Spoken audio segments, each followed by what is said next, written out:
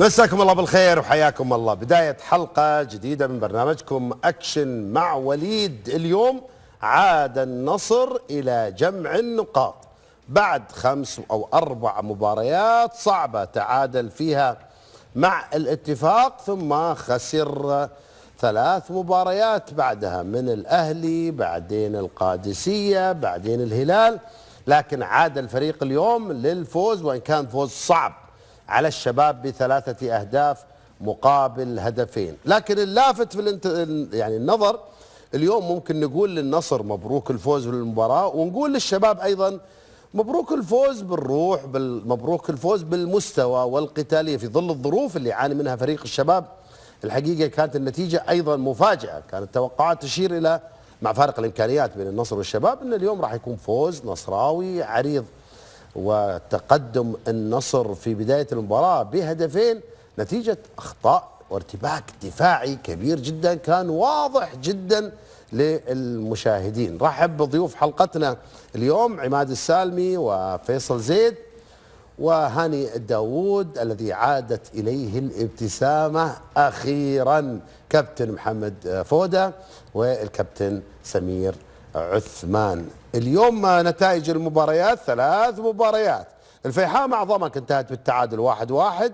الأهلي فاز على الخلود 1-0 ومستمر المسيرة المظفرة للنادي الأهلي. هذا خامس فوز للنادي الأهلي على التوالي. يعني الشباك قوية، الشباك خالية، 8 مباريات بدون أهداف في شباكه، 11 هذا اقوى خط دفاع في الدوري النادي الاهلي، فبالتالي تشوف النتيجه هذه راح يكون لها اثر كبير في مسيره الفريق على الجوله الجايه. والنصر فاز على الشباب 3-2. خلينا نبدا الحلقه بالعناوين. والله افتقدنا، كنا نحط اللوجو هذا ونحط تحته ايش؟ متصدر الجوله. كم قعدنا؟ 10 جولات. نشوف شو اللي بيصير في الجولات الجاية. نتائج المباريات اليوم زي ما قلنا لكم: الفيحاء مع ضمك 1-1، الأهلي يفوز على الخلود 1-0، النصر فاز اليوم على الشباب 3-2. في تاريخ الكرة السعودية 7 مدربين يا سكالا. هنا الكرة في المرمى، الله سباتك العميق يا سكالا، الله يحاول أن يحافظ على الكرة، تصل إلى الجهة اليمنى، المحاولة من سنوسي، العرضية الراسية في المرمى، لا في الجول يا سادة. المدافع السلوفاكي جيومبير في وسط دفاع الخلود، رياض محاولة عرضية خطيرة، الشبابية تقديم مستويات تعوض الماضي، لكن هذه فيها خطأ من ياسين عدلي، مرت إلى جواو فيليكس يلعبها باتجاه رونالدو، النصر يسجل أول أهدافه. مرة أخرى محاولة المرور بين 3 مدافعين، كرة وصلت إلى أنجيلو من الجهة اليسار، يلعبها عرضية، المحاولة عنده مسلم، الله.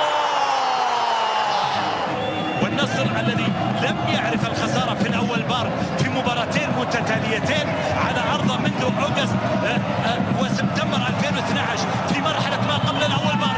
هذه الكرة تلعب، الله، مقطوعة، مرت شبابية باليسار إلى كراسكو يأخذ الكرة، توجيهات من جيسوس للمدافعين، مرت الكرة في الأمام ومحاولة الشباب، كارلوس جونيور يسجل التعادل. يشارك والزملاء في الاستوديو تحبون تشاركوني بعد المباراة، صوت لي الآن بعد المباراة الكلمة عندكم. لاعب عرفنا في موهبته مع الخلود العام الماضي، لاعب إذا شارك في يعني موهبة عالية جدا.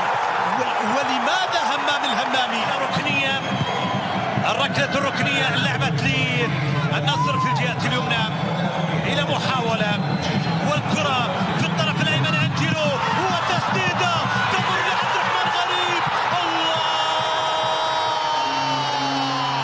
عودة النصر. ترتيب الدوري بعد نهاية مباريات اليوم: الهلال في الصدارة 38 نقطة، النصر الآن الثاني 34 نقطة، الأهلي الثالث 34 نقطة، فارق الأهداف لمصلحة النصر. التعاون الرابع 31 نقطة، لسه عنده مباراة.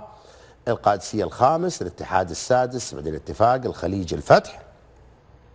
نيوم، الحزم، الفيحاء، الخلود، الشباب، ضمك، الرياض، الأخدود والنجمة. بكرة عندنا مباريات طبعا اختتام المجموعة أو اختتام الجولة. بكرة عندنا الحزم مع القادسية، نيوم مع الهلال، والرياض مع التعاون. قائمة الهدافين بعد نهاية مباريات اليوم ما في تغيير. رونالدو في الصدارة، متصدر هدافي دوري روشن، يليه جواو فيليكس، جوشوا كينج من الخليج، بعدين جوليان من القادسية الرابع. مين دخل في القائمة التوب 5؟ إيفان توني هداف نادي الأهلي دخل الآن في قائمة الهدافين برصيد 11 هدف.